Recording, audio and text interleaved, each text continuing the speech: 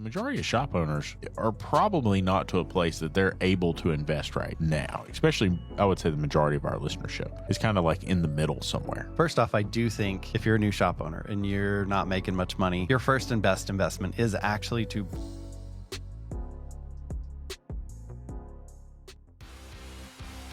We are hosting this premier event February 6th through the 8th in beautiful Amelia Island, Florida. We really made this summit to help change your business and your life. The theme for the summit is to stand out. In a crowded world of ideas, those who stand out capture attention, they influence change, and they leave a lasting impression. Standing out is about showcasing your unique strengths while pushing boundaries and delivering your message with boldness and clarity. It's not just about being different. It's about being unforgettable, inspiring action, and creating a meaningful impact. During the summit, you're going to gain exclusive access to keynote speakers in and out of the industry that are addressing the unique challenges in the automotive aftermarket. Hall of Fame speaker, New York Times bestselling author, and motivator Dan Clark will be presenting on the art of significance. This is really about looking at universal laws for good leadership, as well as the art process in regards to awareness, refinement, and transformation. Data scientist, author, and speaker Dr. Jessica Kriegel will be talking about the change management equation. She really looked at how do businesses make successful changes to adapt to new shifts in their markets, how to prep your team, and how to take advantage of those opportunities. She's going to be sharing that with the attendees of the summit. And finally, author, speaker, best-selling author Ross Bernstein is going to be bringing us the Champions Code. So this is the keys to finding, attracting, and building championship teams so that you guys can take advantage of all of the opportunity that we have in 2025 and the future. Finding that these shop owners are not going to CPAs, or that the CPAs are incompetent? Really neither. So most people think their CPA is like tax guru, right? Like, oh yeah, he's sitting at home like reading tax code, looking for ways for me to save money. No, that guy's at his kid's baseball game too, right? Yeah. And most shop owners forget, especially the people who are in a little bit more, where taxes are a little more serious. Like they're a top 5% client for their CPA, right? Most CPAs, most of their clients are W-2 income earners, very simple tax returns. Business owners, maybe they got a small stable of business owners as clients, but a lot of those business owners make $50,000 to $100,000 a year, $150,000 a year, but like they're not into the game where taxes get crazy. That's where most of those CPAs live. They're really just tax filers, right? Tax preparers. Yeah. They're not trying to do strategy, because the people we're talking about, or that we mostly serve, are like the top 3% of their clients. Well, if 97% of your clients fit this one mold, and then there's this other 3% make about the same amount of money on, are you going to go and spend all your time on the 3%? Probably not. You're going to spend it on the 97%. So the extra 3% kind of get the same treatment in most cases. They're not getting proactive advice. And, you know, if you go and talk to a CPA, they want to be proactive. They want to help you out. Just they're so damn busy working with their other 2,000 clients that unless you raise your hand and say, hey, guys, can you look at this for me? What can I be doing? Then sometimes you'll get a little bit of advice. But even then, they're just so not used to doing it that it's just not their wheelhouse. Yeah.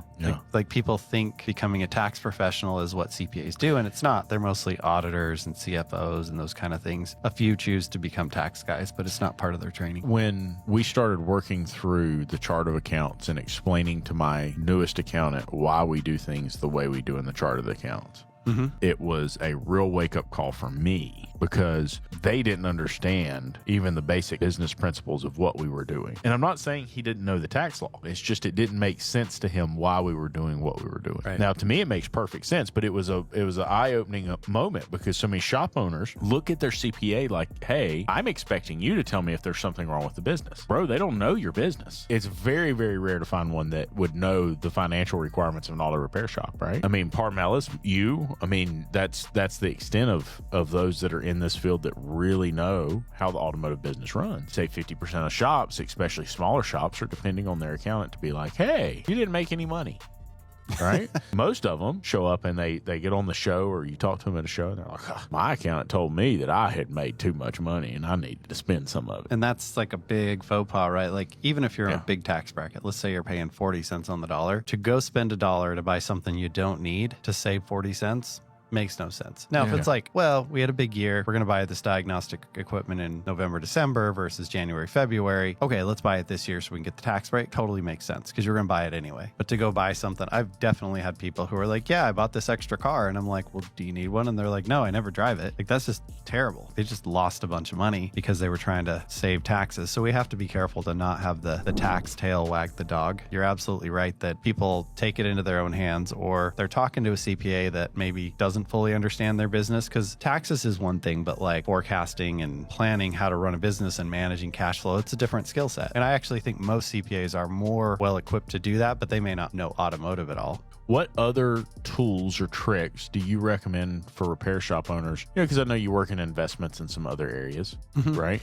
And the majority of shop owners are probably not to a place that they're able to invest right now. Especially, I would say the majority of our listenership is kind of like in the middle somewhere, right?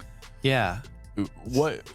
They should be investing all the time regardless. Yeah, I'm just saying, like, we have a lot of shops who listen who are either just starting out, they're tax turned owners, they're just now kind of starting to get the business. Income, you need to be investing. I don't disagree with Okay, you. well, then they're living on something. So scale that back. So I don't know. the trick to $2. what you're talking about is, first off, I do think if you're a new shop owner and you're not making much money, your first and best investment is actually to get your income going. If you're peeling off those extra couple of bucks to go put them in the stock market or something, you're going to do better in your shop. Yeah. Right? Put it into marketing, put it into team, put it into training, put it into things that are going to make you more money, because inside of your shop, you have so much more knowledge, so much more control. You're going to make better decisions. I don't love the stock market because I think it disempowers people. And a lot of people do it out of default, and it has its place. But when you're just sticking your life savings into something you have no control over, you don't understand, you can't get to it because it might be in a 401k or IRA. Like, I feel like that's not great. To your point, I do think as soon as you're making a reasonable income, let's call it $50,000 to $70,000 a year, you need to start setting aside money. And the way you do that is you automate it. People aren't good at going in and doing that themselves. But if you pay yourself a W-2 of, if you're paying yourself $4,000 a month, right? Because you're $50,000 or something, then just automate 10% of that. Every time you get paid, like 2 days later, it just sweeps into a savings account and you're saving $400 a month. And then as your income increases, you want to automate that. But automation is really the biggest thing, because for most shop owners that I talk to that are successful, if they just took $1,000 or $2,000 at checkout, they'd never even notice it. Yeah. Right? They make, Yeah, for they sure. make pretty good money. I always joke that savings is the kind of the gateway drug to investing. It teaches you how to do it. And if you don't put that in place, you never really get to where you've got 25 or 50 grand to go to work an with. Yeah. investment. So you got to start with the savings. I think 10%, even if you're not sure you can afford it, just set it up. You can always go into your savings account, transfer it back if you need to. But if you're like a lot of shop owners, you're working out of your checking account, you don't necessarily see that, or it goes over there and you're trying not to touch it. So you make a little better decisions and you adjust just a little bit. And so maybe you spend most of what's in your checking, but you do end up with money in savings. And it actually becomes a little bit addictive as you start to see it grow. You're like, for sure. I like this. I want to do a little more. And then you start to get things going. And then once you get a chunk of money going, then you can grow it. And there's lots of ways to do that. But it really is, it's just putting a system in place. Like, we advocate for something we call a financial operating system, which is really treat it like your business. Well, what do you do with your business? You got systems, you got people, you've got things working in a way that's a protocol, right? Yeah. It's not just happenstance. I don't know, we'll just upcharge this much on that one. And these parts we'll just, we'll shoot from the hip, right? Like, that doesn't happen. You've got a system. Same thing in your finances. So we think a tax system, a cash flow and growth system, systems and automation. So this is like, I was talking about automatic sweeps or automatically putting money aside for taxes and all that kind of stuff. And then a protection system, because we're all going to get some kind of curveball at some point, a health thing, a relationship thing, a partnership thing, a whatever. And it could be just that your parents go into an old folks home and don't have long-term care. Yeah. Right. Like, you don't know what it's going to be, but it happens to everybody. So you got to have these protections in place to kind of blunt that and make sure that you don't lose everything when that weird stuff happens. So those 4 things, and then you got to have the team to help you execute it. You talk about putting some money back. What type of percentages do you recommend for the shop owner that has nothing right now? What kind of money should we have put back, say, by the time we're 40? Yeah. So the first thing is, if somebody's not saving yet, it's hard to go balls to the wall, right? So I would say start at 10%. Most people can do 10% and not feel it, right? Yeah. So just get used to that. And then it's like weights. You don't start with the 100-pound weights. You start with the 10-pound weights, and you do that a little bit. And then you go, okay, 15, 20, and you work your way up. Same thing with savings. Just build the muscle of doing it, build the habit. And then, so I'd start at 10% if you're doing 0.